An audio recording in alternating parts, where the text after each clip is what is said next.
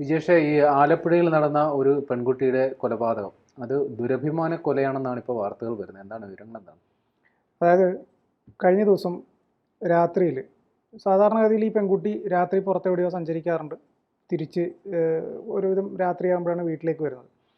അപ്പോൾ ഈ ഒരു കാര്യം ഈ പെൺകുട്ടിയുടെ, അതായത് ഏഞ്ചൽ ജാസ്മിൻ, അങ്ങനെയാണ് ആ കുട്ടിയുടെ പേര്.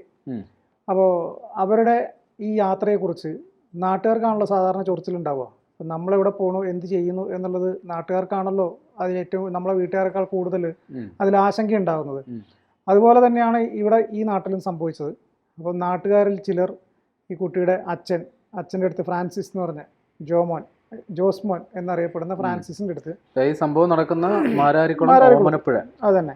അപ്പോൾ അവരുടെ അടുത്ത് ഇങ്ങനെ പറയുകയാണ്, നിങ്ങളുടെ മകളുടെ രാത്രി യാത്ര അത്ര ശരിയാണെന്ന് തോന്നുന്നില്ല, അതിലെന്തൊക്കെയോ പ്രശ്നങ്ങളുണ്ട് എന്ന് പറഞ്ഞു. അതിന് പ്രധാനപ്പെട്ട ഒരു കാര്യം എന്ന് വെച്ച് കഴിഞ്ഞാൽ, ഈ പെൺകുട്ടി 3 വർഷം മുമ്പ് വിവാഹം കഴിഞ്ഞതാണ്. പക്ഷെ കഴിഞ്ഞ 6 മാസമായിട്ട് ഭർത്താവുമായിട്ട് പിണങ്ങിയിട്ട് അവരുടെ സ്വന്തം വീട്ടിൽ ഇവിടെ വന്ന് താമസിക്കുകയാണ്. ആലപ്പുഴ ടൗണിലെ ഒരു ലാബ് ടെക്നീഷ്യനാണ് ഇവർ.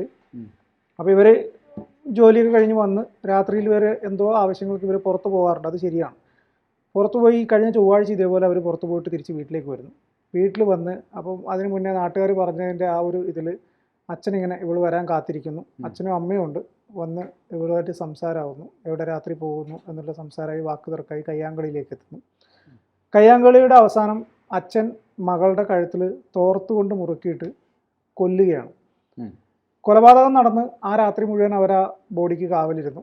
രാവിലെ 6 മണിയായപ്പം അമ്മ നെഞ്ചത്ത് കൈ അടിച്ച് പൊളിച്ച് നാട്ടുകാരെ മുഴുവൻ വിളിച്ചിട്ട് പറഞ്ഞു, മകൾ അനങ്ങുന്നില്ല എന്ന് പറഞ്ഞു. അയൽവാസികൾ ഓടി വന്നു, ആശുപത്രി കൊണ്ടുവന്നു നോക്കി. അപ്പം ഇതിനിടയിൽ ആർക്കോ ഒരാൾക്ക് തോന്നിയൊരു സംശയമാണ്, ഇത് കൊലപാതകമാണെന്ന് മനസ്സിലായി. ഈ കഴുത്തിൻ്റെ ഇവിടെ തോർത്ത് മുറുക്കിയതിൻ്റെ ഒരു പാടുണ്ടായിരുന്നു.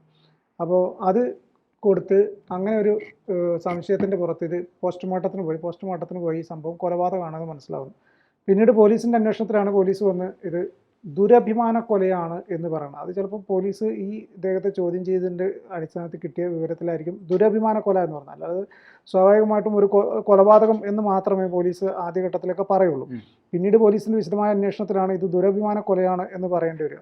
ഒരു പക്ഷേ ഇവരുടെ രാത്രി യാത്രയുമായി ബന്ധപ്പെട്ടിട്ട് ഈ അച്ഛനുമായുള്ള തർക്കത്തിൽ എന്തിന് രാത്രി പുറത്തു പോകുന്നു എന്നതിന് കിട്ടിയ മറുപടിയിൽ ഏതെങ്കിലും ദുരഭിമാന കൊലയ്ക്ക് സാധ്യതയുള്ള എന്തെങ്കിലും സംഭവങ്ങൾ അതിനകത്ത് വന്നിട്ടുണ്ടാകും. അതിൻ്റെ അടിസ്ഥാനത്തിലായിരിക്കും ചിലപ്പോൾ ഈ ജോസ്മോൻ എന്ന് പറയുന്നയാൾ പോലീസിന് അങ്ങനെ ഒരു മൊഴി കൊടുത്തിട്ടുണ്ടാവുക.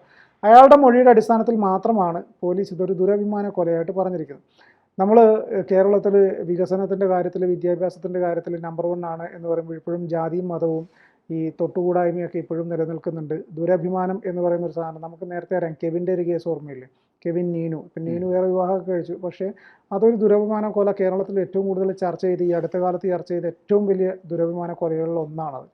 അതിനുശേഷവും നടന്നിട്ടുണ്ട്. ഈ കേസിൽ ഈ ദുരഭിമാനം എന്നുള്ളതിനേക്കാൾ കപട സദാചാരത്തിൻ്റെ പ്രശ്നമാണെന്ന് തോന്നുന്നു. അതുകൊണ്ടോ? സദാചാര കൊലയാകാനാണ് സാധ്യത. കാര്യം ഇവർ രാത്രിയിൽ എവിടെ പോകുന്നു, എങ്ങനെ പോകുന്നു, നാട്ടുകാരുടെ പരാതി പരിഹാരാർത്ഥം അച്ഛൻ ചെയ്ത വേലയാണ്. ഇതുമായിട്ട് ബന്ധപ്പെട്ട് ഇപ്പോൾ വന്നൊരു വാർത്തയുണ്ട്. ഈ കൃത്യം നടക്കുന്ന സമയത്ത് വീട്ടിൽ മറ്റെല്ലാവരും ഉണ്ടായിരുന്നു. ഈ പറയുന്ന കൊലപാതകം നടത്തിയ സേവ്യറിൻ്റെ മാതാപിതാക്കൾ ഉണ്ടായിരുന്നു, ഇയാളുടെ ഭാര്യ ഉണ്ടായിരുന്നു. അപ്പോൾ എല്ലാവരുടെയും കൂടി കാർമ്മികത്വത്തിൽ നടന്ന ഒരു സംഗതിയാണ്. അപ്പോൾ ഇവരും കൂട്ടുപ്രതിയാവും. അവർ കൂട്ടുപ്രതികളാണ്. അമ്മയൊക്കെ കൂട്ടുപ്രതിയാണ് അതിനകത്ത്.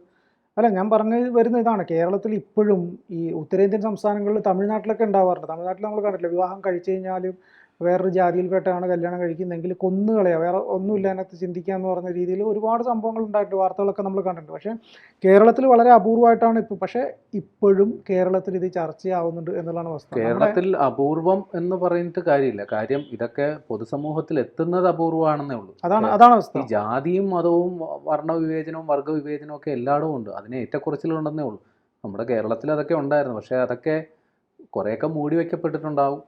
ഇപ്പോൾ ഈ സോഷ്യൽ മീഡിയയും മറ്റു മാധ്യമങ്ങളും ഒക്കെ സജീവമായതുകൊണ്ട് അതൊക്കെ വാർത്തയാകുന്നു മാത്രമേ ഉള്ളൂ. പണ്ട് കാലത്ത് ഇതൊക്കെ ഉണ്ടാവും, ഉറപ്പാണ്. ഇപ്പോൾ ലേറ്റസ്റ്റ് ആയിട്ട് ഇറങ്ങിയിട്ടുള്ള തുടരും എന്ന് പറഞ്ഞ സിനിമ, ആ തുടരും എന്ന് പറഞ്ഞ സിനിമയുടെ ഏറ്റവും കോർ കണ്ടന്റ് എന്ന് പറയുന്നത് അതാണ്, ഒരു ദുരഭിമാന കൊലയാണ്. അതിലെ വലിയ ഉദ്യോഗസ്ഥനായിട്ടുള്ള പോലീസ് ഓഫീസറുടെ മകള് ഒരു സാധാരണക്കാരനായിട്ടുള്ള ഒരാളുടെ മകനുമായിട്ട് ഇഷ്ടത്തിലാകുന്നു. അതിൻ്റെ പേരിൽ ഉണ്ടാകുന്ന ഒരു കൊലപാതകമാണ്. അതൊരു ദുരഭിമാന കൊലയായിട്ടാണ് അതിനകത്ത് പറയുന്നത്.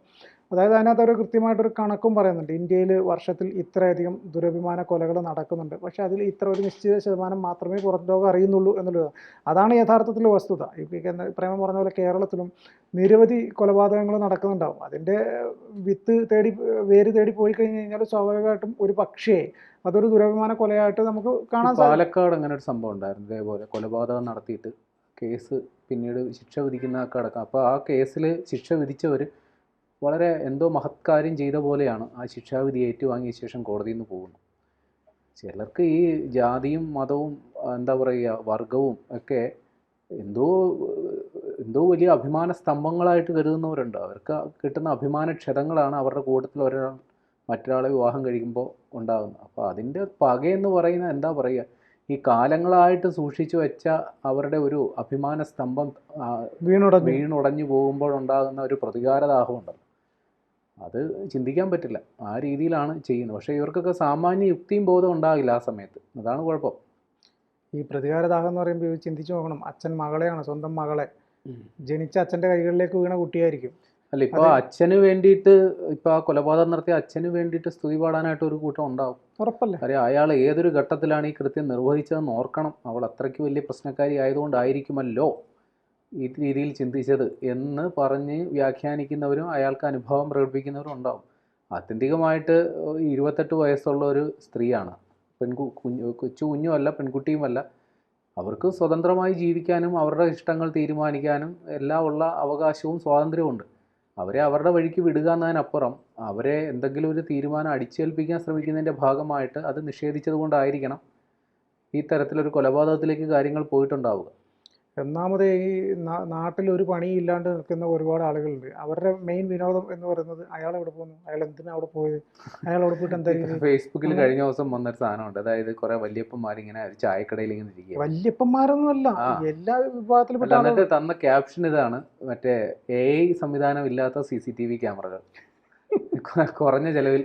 അതെ, നാട്ടിലെ എല്ലായിടത്തും ഉള്ള കുറേ CCTV ആണ്. മറ്റേ ഏതോ സിനിമയിൽ പറയും പോലെ എന്ത് കഴിഞ്ഞാലും പോകാത്ത 2 കീടാണുക്കൾ എന്ന് പറഞ്ഞ പോലെ അങ്ങനെ കുറേ സാധനങ്ങളുണ്ട്. അവർക്ക് എന്ത് നേട്ടമാണ്. പക്ഷേ ഒരു പരിധി വരെ ഇത്തരം ആൾക്കാർ ഇടപെടുന്നത് ഒരു പരിധി വരെ നല്ലതാണെന്ന് ചിന്തിക്കുന്നവരുമുണ്ട്. കാരണം എന്താ വെച്ചാൽ നമ്മുടെ പുറത്തോട്ട് ഇറങ്ങിയാൽ കാണുന്ന, അതായത് സ്കൂളിൽ എന്ന് പറഞ്ഞ് ഇറങ്ങുന്ന കുട്ടികൾ, 16ഉം 17ഉം വയസ്സുള്ള പെൺകുട്ടികൾ, ഏതെങ്കിലും ഒരുത്തൻ്റെ അവനെ കണ്ട മാത്രയിൽ അറിയാം അവൻ ഫ്രോഡാണെന്ന്. അമ്മാതിരിയുള്ള ആൾക്കാരുമായിട്ട് ഈ തരത്തിൽ ചുറ്റിത്തിരിയുന്നത് നമ്മൾ കാണാറുണ്ട്. അപ്പോൾ ഇത്തരത്തിൽ ഈ നേരത്തെ പറഞ്ഞ CCTV ക്യാമറകളെക്കുറിച്ചുള്ള വ്യാപകമായ പ്രചാരണം എന്തെങ്കിലും ആയിക്കോട്ടെ എന്ന് പൊതുസമൂഹം ചിന്തിക്കുന്ന രീതിയിലോട്ടും കാര്യങ്ങൾ പോയിട്ടുണ്ട്. കാര്യം അത് ഇടപെട്ട് കഴിഞ്ഞാൽ പിന്നെ അത് സദാചാര പോലീസിങ്ങായി, സദാചാര ഗുണ്ടായുസമായി. ഇപ്പോൾ പൊതുജനം അത്തരം കാര്യങ്ങൾ നടന്നാൽ അതൊക്കെ കണ്ടില്ല എന്ന് നടിക്കുന്ന ഒരവസ്ഥയിലോട്ട് കാര്യങ്ങൾ എത്തിയിട്ടുണ്ട്. പക്ഷേ ഇതിനൊക്കെ രണ്ടും തമ്മിലുള്ള ഒരു ബാലൻസിങ് ഉണ്ടാകണോ എന്നുള്ള അഭിപ്രായക്കാരനാണ് ഞാൻ. എന്തായാലും സ്വന്തം കാര്യം നോക്കിയിട്ട് പോകാൻ പറ്റുമോ, അതാണ് ഏറ്റവും നല്ല കാര്യം.